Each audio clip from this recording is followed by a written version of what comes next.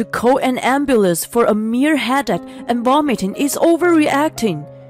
If you are so worried, why don't you just come home and take care of her? I mean, isn't that your job? Don't rely on me. I don't have time for this. I'm leaving now. You have to take care of the rest of yourself." While my daughter cried and crouched in pain, my husband left the house. She had always been healthy and never had any serious illnesses. How was it an overreaction when such a daughter was suffering? It was clear that he was not concerned about her at all. I was out working at the time, but fearing for her life. I immediately returned home and called an ambulance myself. If I had been there for her from the beginning, she didn't need to suffer so much. As I held her hand, I cried from frustration and blamed myself. 5 days later, when my husband finally called me, I quietly told him, "I'm in the middle of our daughter's funeral. I'm Stacy, 45 years old. I work part-time and do my best to take care of the house and raise my daughter. I met my husband through a matchmaker. When I was single, I had a full-time job in a field that was dominated by females. It was difficult for me to meet someone at or through work. I had always had a strong desire to get married and didn't want to wait until I was older. I decided to go to a matchmaking service and was introduced to my husband, Wayne. He was a meticulous person who did things very carefully. On the other hand, I was more laid back, so at first I thought we were two opposites and incompatible. As we got to know more about each other, we came to respect our differences. We were so in love that it was hard to believe we met through a matchmaker. I was grateful for my luck fate. When we got married, Wayne only wore the ring during the ring exchange as he was allergic to it. We enjoyed our honeymoon period to the fullest, and then we conceived 2 years after our marriage. A healthy baby was born, and we were overjoyed. "You did great, honey. We have a very pretty baby girl." "Thanks, hon. She's adorable. Let's do our best to raise her with lots of love." He was totally head over heels for our daughter, Mia, even more than I was. He even used her birth weight for the license plate number and passwords. Seeing him like that filled me with the warmth of love, and I believe we will continue to live happily ever after. As the months passed and around the time Mia entered high school, Wayne suddenly started working overtime a lot. "I'm in charge of a new project now. I'll be home late today, so don't wait for me. In the worst case, I'll have to stay overnight at the office." "I understand. It's really tough every day, isn't it? I'm grateful that you're working hard, but don't overdo it. I'm sure it's okay if you come home early once in a while. Love you." I was proud of him for climbing the ladder at work. However, he seems to be overworked to the point of locking himself in the study on his days off. I understood that he was exhausted and needed some time alone. There were hardly any interactions with his family, which created a gloomy atmosphere in the house. Mia had always been a daddy's girl since she was little. "Dad's been locked in his study a lot lately. I understand that he's busy, but I want to hang out with him like we used to," she lamented with me. I knew I had to do something for her and suggested to Wayne, "Hey, honey, why don't we go out for dinner this coming weekend for the first time in a while?" I was taken aback by his unexpected response. "You're gonna be kidding, right? You know I'm exhausted. Is this harassment? Why can't you just let me relax on my day off?" He suddenly lashed out at me. "You don't have to get mad at me. It's not good for you to stay cooped up in your room all day long. Going out is a good way to refresh yourself after a hard day's work, isn't it? I try to calm him down. Leave me alone. You guys go ahead and do what you want. He was adamant in his refusal.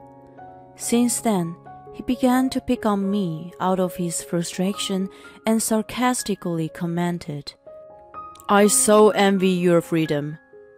I spent more time with Mia, but she was hurt by not getting attention from her father and locked herself in her room. I felt that my family was on the verge of collapse and hoped that once this project was finished, our normal, cheerful life will return. 1 month had passed since then. I'm going on a training trip with my team for 5 days starting tomorrow. I was surprised at the suddenness of the news, and at the same time, I asked him what bothered me. Oh, that's so sudden. Besides, it's already been a month since you were assigned to your new project. Are you still doing the training? I questioned the duration.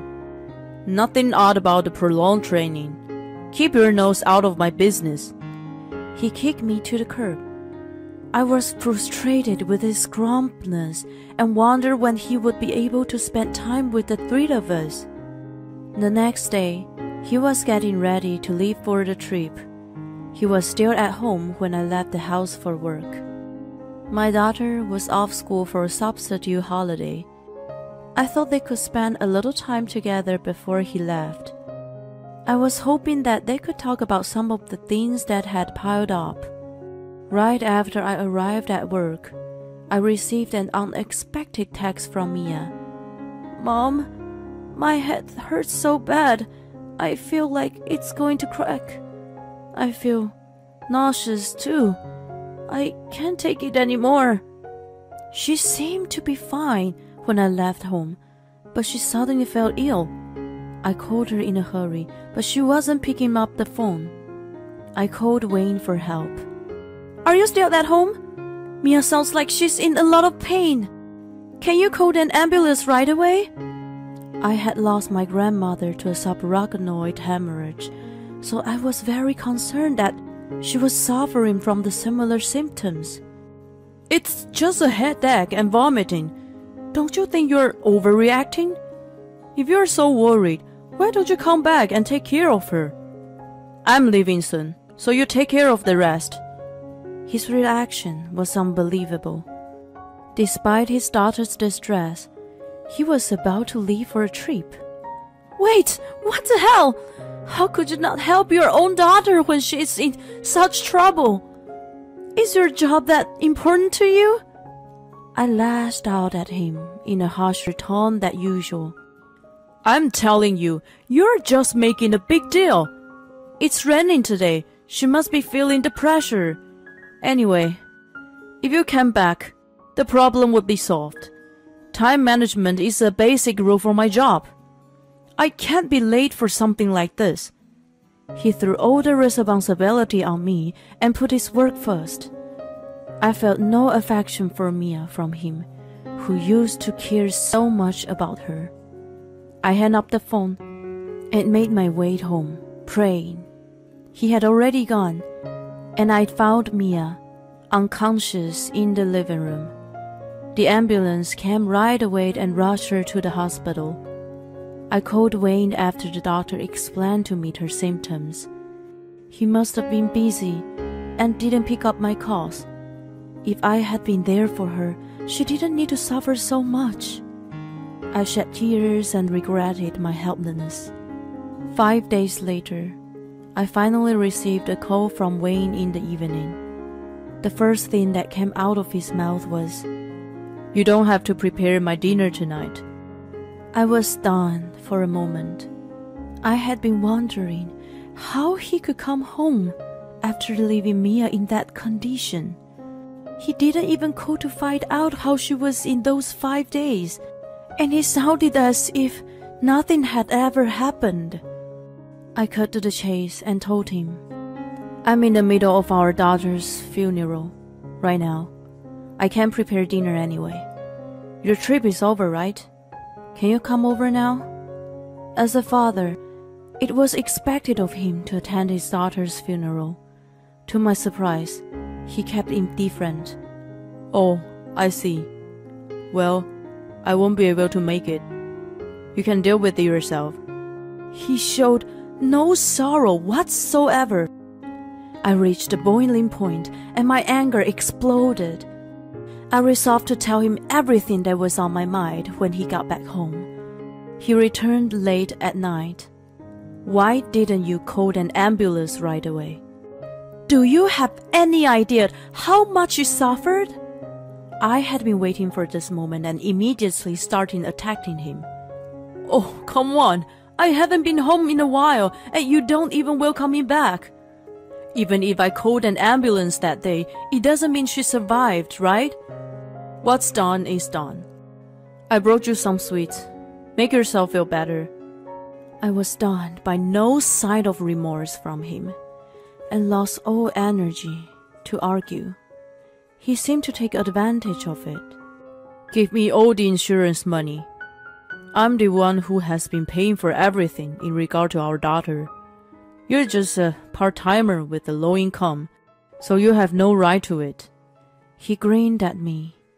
How can you say such a thing right after losing our precious daughter? It's not all about work. Why don't you think about your family a little? His inhuman arrogance infuriated me. He was not intimidated by me, though. It's your responsibility to take care of daughter's health. It's your fault for not fulfilling your duty. It's a false accusation to say that she died because of me. He snapped back at me. I knew that arguing with him would get me nowhere. I produced an image that caused tremendous stress for Mia. You hurt her and put her under stress to the point of destroying her health. Don't tell me you know nothing about this. I showed it to him on Mia's phone. It was a picture of him shopping with a young woman, arm in arm like a couple. On the day he left for the trip, Mia took the opportunity of being alone with him. She showed him the image she had taken and asked him about the affair. She also recorded the conversation. He flipped out knowing it would be the huge problem if I found out. How dare you! If you tell your mother about this, I'll make sure you will regret it. He threatened her. She told me all of this despite suffering in the hospital bed. That's been having an affair with a young woman behind our back. It was so unbelievable, and the shock and the stress were too much. I started getting headaches and nausea. He used to love me and cared for me, but I can't take it anymore. Mom, please, will you leave him? I demanded a divorce in response to Mia's request. Wayne looked at me, unfazed, saying it wasn't enough to prove his affair. Then, how about these? I threw printouts of the correspondence between him and his adulteress as conclusive evidence. You can't be serious. You got into my computer without my permission. I never told you my password. His expression changed drastically, and he was agitated. I took a liberty. You used Mia's birth weight as your car plate and PIN, didn't you? I thought you might have done the same with your password. Sure enough, I was right. When I looked at his emails and the messaging app on the computer, I found more than enough evidence. He lied to me and Mia that he was busy at work, but in truth, he had been almost cohabiting with the adulteress. The training trip he said he was going on with his team was just a trip with his adulteress using his paid leave. It's an invasion of privacy to go into someone's computer without their permission. He put up a desperate fight, but I relentlessly pursued him. It's wrong to keep things hidden from your family, don't you think? Oh, by the way, I also found a record of you unlawfully obtaining company money to pay off your girlfriend. You can't get away with it now, can you? Admit it now." He fell to his knees in a panic, as all his wrongdoings were exposed. I told him I was returning to my parents' house and left the house. A few days later, we filed for divorce. I was to have custody of Mia. I moved her to my parents' house while Wayne was away and focused on getting evidence of his infidelity at home. Before he returned from his trip, I had completed the moving process as well. By the way, I lied to him about Mia's funeral. I wanted to see him weigh between Mia and his affair. He thought that if she was gone, the affair would not be exposed, and he could secretly pay back the company with the insurance money. I realized what a scumbag he was, and I still shudder to think until this day. I gave evidence of him swindling company money to his HR, which led to his disciplinary dismissal. He was asked to refund the exact amount he had spent. He lamented that the amount was so inflated and that there was no way for him to pay in one lump sum. He was such a meticulous man that he had carefully written down the address and phone number of his adulteress on his computer. I contacted her and exposed the whole thing. It's normally a good thing to be meticulous, but in his case, it completely backfired on him. Thus, he's been dumped by his adulteress, and even his parents cut ties with him. He's been living lonely and working hard to pay the alimony, child support, and refunds to his ex-company. I've been told that he was so anxious about stealing money from work, so he was taking his stress out on me. "I'm really sorry. I only gave in to stupid temptation." He apologized and tried to get me back with him. It's way too late, and I refuse to forgive him after being subjected to immense stress every day. Mia, who used to be a daddy's girl, says, "I never want to see him again." She's been receiving the support of my parents and me, and positive advice from a friend in a similar situation. She's getting her normal self back. "Are you sure you're happy that we got divorced as you wanted?" "Of course. A father I don't care about is nothing but a nuisance. I'm very happy to realize how deeply you cared about me. Thank you for being there for me, Mom. I love you." "Thank you too, for being my daughter. I love you so much." We held each other tightly in tears, realizing once again the importance of each other. We're taking the first step toward a brighter future together.